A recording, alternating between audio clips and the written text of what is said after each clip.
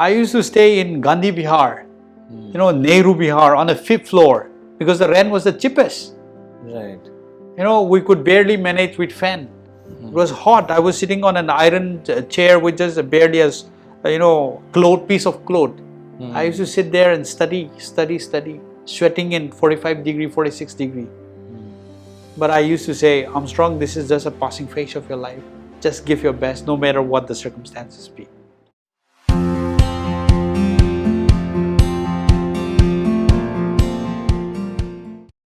Hello and welcome everyone. Today we have another special guest in this episode of jvias IAS, Mr. Armstrong Pame sir, the man who does not need an introduction because he is known as the miracle man of northeastern India for getting a road constructed between Manipur and Nagaland. Sir got this road constructed for the benefit of the people of northeastern India. Armstrong Pame sir is currently serving as the Deputy Secretary in the Union Ministry of Information and Broadcasting. Sir has got a very good journey insofar as his childhood is concerned, his college education and then journey towards acing the civil services examination is concerned. A very warm welcome sir to this show. So I would like to hear from you for the sake of our audience as to how was your childhood, how was your upbringing and then your journey towards civil services examination. Thank you, Jatin, and to all the listeners. I grew up from a small village called Impa, located in Tausiam subdivision of Tamenglong district in Manipur. Right. Born and brought up with another 6 siblings, 4 girls and 3 boys, including me. My dad was a primary school teacher, also a full-time carpenter. Right. My mom, who never went to school, is a homemaker, but equally or even more passionate, committed to raise us up in best possible ways that she could, an equal partner in our upbringing with my dad. So that's how I started my journey. Spent the first 5 years of my life in the village. My family then moved down to the district headquarters at Tamenglong for schooling. Completed my schooling up to 10th standard in my village in a local schools, 2-3 of them. Pratilem Institute, the Christian Grammar School, the United Builder Schools. Then I went on to do my 11 and 12 from Shillong, St. Edmunds College. Came down to Delhi to do my graduation with physics honors from St. Stephen's College. Right after my graduation, as it has always been my passion to write the civil service, I wrote it and got through God's grace, and I'm here today. Right, sir. Right. So, sir, in the course of this, shifting from your village to your district, was it solely for the purpose of your education? Yes, exactly. For the purpose of our education, my dad decided to shift the entire family down to the district headquarters. Right, sir. And then from your district headquarters to your journey to your Delhi, how was that? How smooth was it, or how difficult was it for your family, considering the financial resources that it requires, and considering the the emotional bonding thing that you had to sacrifice in the course of your academic journey? Well, it was never an easy road wherever we move to a new place. Right. Firstly, it was extremely challenging, mostly from the financial point of view. Right. Since my dad was only a primary school teacher and me and my elder brother staying outside our hometown in Shillong, Right. His monthly salary were never enough. That's why he had to work as a carpenter too. I remember as and when we have vacations, we go back home and we would be working in someone else's house, maybe constructing some furnitures or their house together with my dad. So that's how life was, and it was extremely, I would say, quite difficult. Right. Way back in 2003, 4, 5, 6 and even 7 till I got into the service, I remember my 2 elder sisters had to give up their regular studies. They had to work in this call center BPOs and even in the showrooms Right. to earn money to support me and the other brothers. Right. So life has been tough, but nonetheless, I see that all of these struggles had made me to be resilient, strong, and see how is it to be on the other side of the fence when you are struggling financially. Right, sir. So, and sir, it is usually said that people from colleges like Stevens and IIMs and IITs, they usually found it quite easy to crack this tough exam called Civil Services Examination. What is your take on that? no, absolutely not true. In fact, the expectations are high when you pass out from those colleges. Right. But when you fail, you really fail bad. You fail really bad. So I don't think there is any extra advantages for being a graduate from those colleges. Yes, maybe in terms of the community that you go along with in colleges, it gives you certain advantages. Maybe, in terms of developing our personalities. So these are few advantages that you may have. Right. Yes, I truly agree that St. Stephen's College have really molded me. Right. But I don't think we have any certain advantages compared to other students, be it from Bihar, UP, or preparing for civil service. Like in my whole batch, we were just 3 of us in the civil service. One was my senior in college, and me, and the other was 2 years senior to me in college. So I mean, I think there is no such advantages as such. Right. Yeah. And so after passing out from Stevens College, what motivated you to go for the civil services examination? Oh, I was always very clear that I'm going to write civil service. No doubt about that, because it has always been. Yeah. As I was sharing with some of the students earlier, right, from the time I was in 3rd standard, from the time I heard district collector, district deputy commissioner, I always wanted to be a civil servant, to be a DM, So having grown up with that thought, there was nothing that was stopping me right after my class 12. Everyone was going either for engineering or medical. I was very clear I am going to go to St. Stephen's. And even at St. Stephen's, I was doing physics. So in summer, I remember my classmates, they would go to IIT, IAS, Bangalore, this and that for their summer internship. I would be, either going back home, touring villages, or I would be somewhere in rehab centers, interacting with maybe drug addicts to see their way of life. I was very clear that I'm going to go for civil service. So there was no looking back on that. Right. And so usually what happens is, if you hail from not so good a financial background, you get admired into your financial circumstances of your family, as you were telling that, financially the family was not so good. Did you not find a trade-off between choosing something as uncertain as UPSC Civil Services Examination and a good private sector job waiting for you outside Stevens? See, there has to be always, as you say in the word of economics, trade-offs. Right. So I was always willing to take the risk. Right. I know the success rate is less than 1%. Right. But still then, I was quite sure that if I give my best, and I still give my best in whatever role that I'm given. Right. I thought it will come for sure. I was very much convinced. Right. So my family was there to stand by my side. Right. They invested their time, resources in me. They put their full hopes on me. Right. So there was nothing that holds me back from giving my best. I'm sure that this part of our interview would definitely, inspire the parents, or would make the parents give their best of the support to the children who are struggling here or who are trying to make their mark in the UPSC Civil Services Examination. Yeah. And so when it comes to, writing the attempts, you cracked this examination in 3rd attempt, despite having a good education background. So was there any time you felt like quitting, that I should quit this thing because it's not happening? I would say God's grace. I was pretty lucky I mean, in my first attempt, I made it to prelims. Right. Second attempt, I made it to the revenue service. Third attempt, I made it, to the IAS. In every attempt of mine, I was making some progress.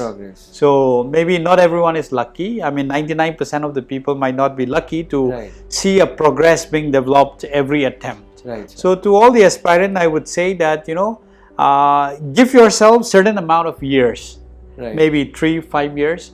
Give your best. I would say, I'm not asking you should write, 10 times, 15 times, not like that.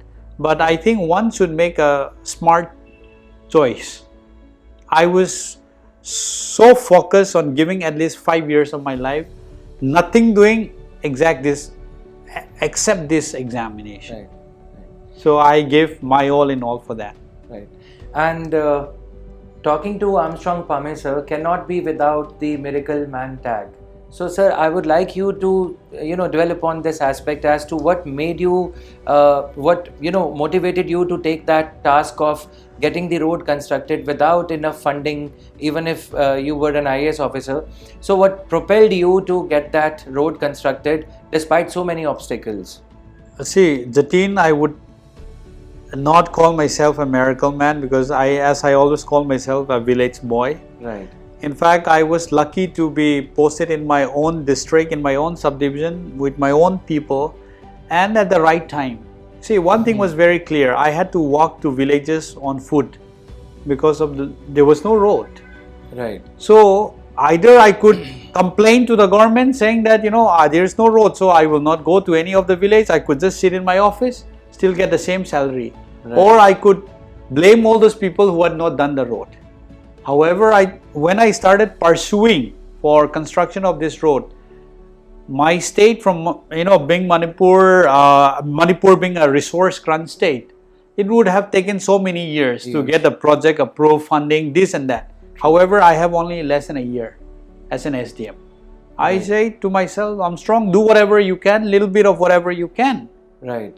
Let the government come and do it in a bigger way. Now they're doing it. They have converted to national highway. Right. It's all about choice. You want to take initiatives, take it and move forward. Right. Or else you leave it, blame to someone else, you just sit, and just get your salary. Right. So, in fact, it was the people who came forward to challenge me to do this. I'm not the one who constructed. I just encouraged the people. I just initiated it, saying, let's do this together. People were there to support me. Right. So that's how we were able to pull out this thing together. Right. And so, of late, for both good reasons as well as bad reasons, we see a lot of IAS people in IAS officers already into services or IPS using social media for their own, popularity, and some for the good reason as well. So, we have an officer here in the form of Armstrong Pame sir, who used social media to mobilize crowdfunding. Many of you are acquainted with this terminology. Crowdfunding from people collecting 1,500, 5,000, whatever came his way for the sake of that cause called National Highway 137, for constructing National Highway 137. So do you think that social media, this question is being aptly put to you because you are now into Ministry of Information and Broadcasting. So using social media, is it good for a civil servant or is it bad?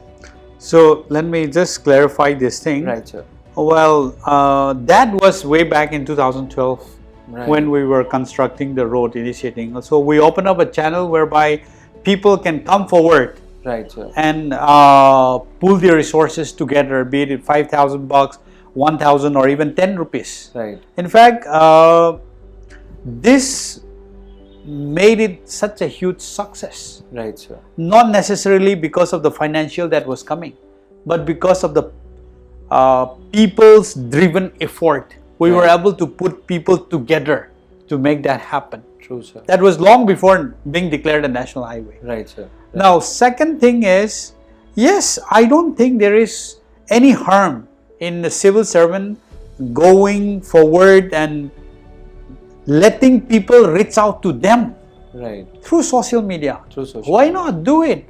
Right. The time where civil servant has to work behind the curtain, I think it's gone. Right. See, we always talk about civil servant being an anonymous face. Anonymous face. And in fact, this has been going on for too long. That's why people say bureaucrats are unreachable. True. You know, it takes months to reach the DM collector. Right. Now it's just a Twitter click away. Right. It just you just have to message on Facebook. True, sir. Send them an email. Right. That's how people reach out, right? We have to make administration accessible to the publics. Right. And that's how we become effective.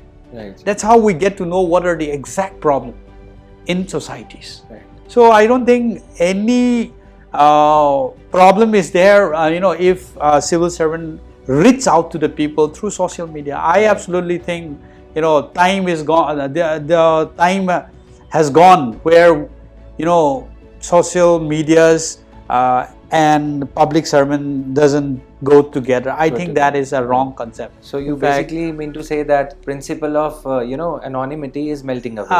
I absolutely think that, because see, the entire definition of us being a civil servant, Right, sir. if the public doesn't know where is that public servant, Right. how will they reach out? Right.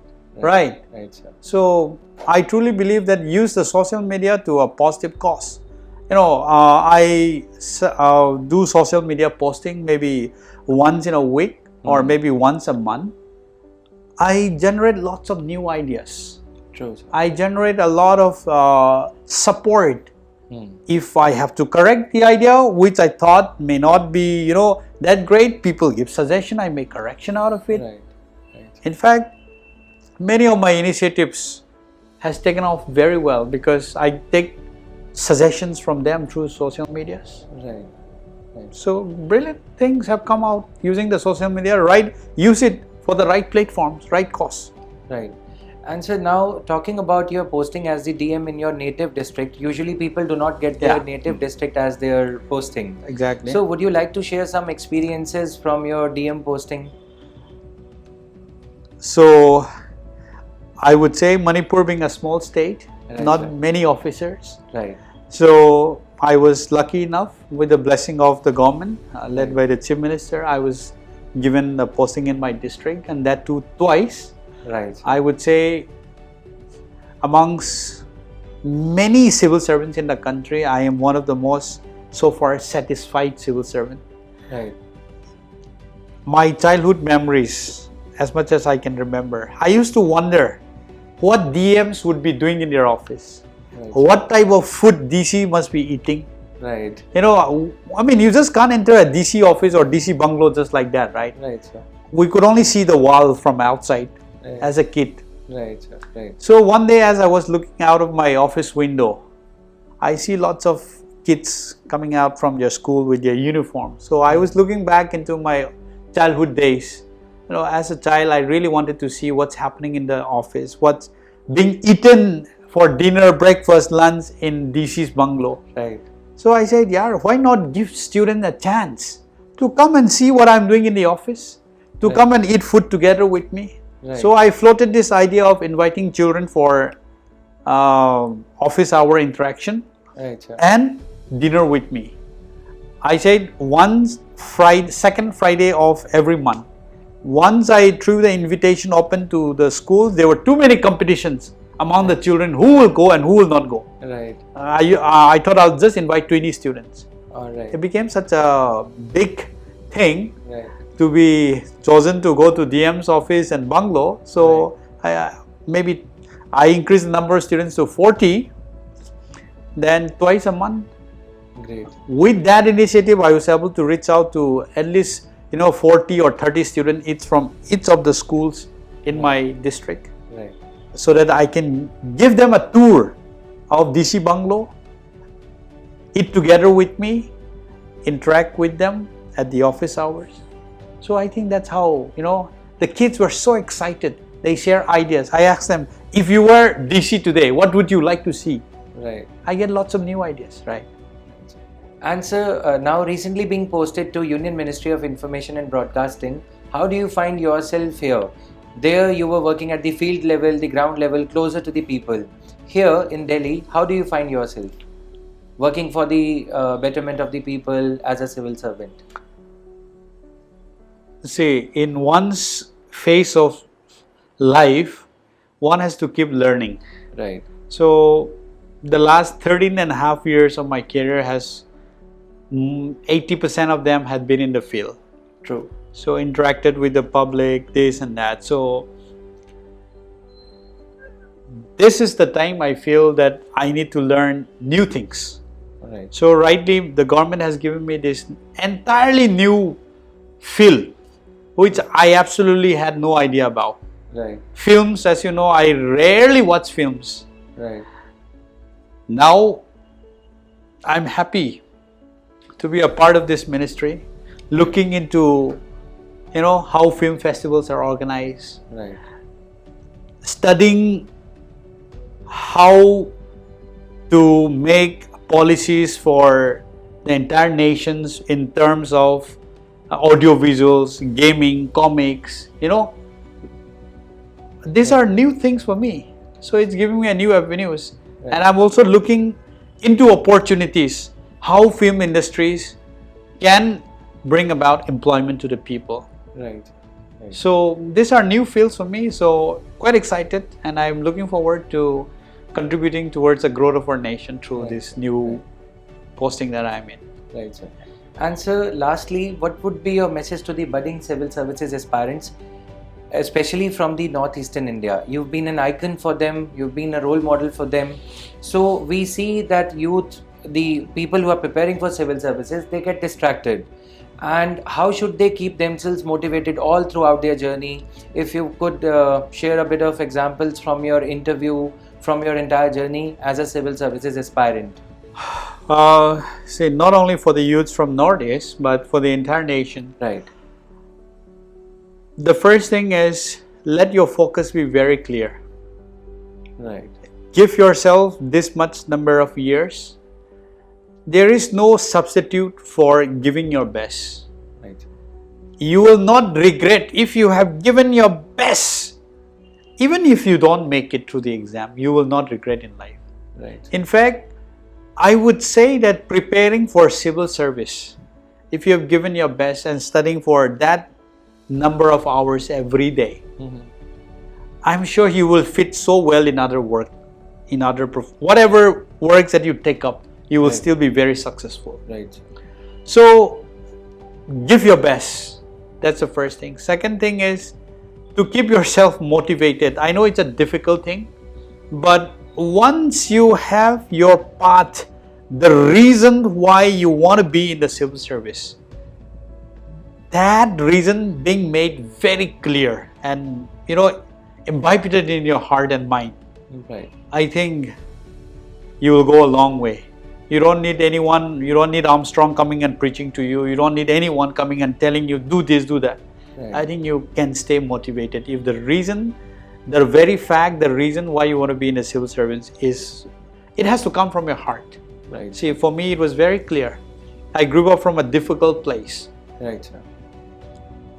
I wanted to change the way my people lives.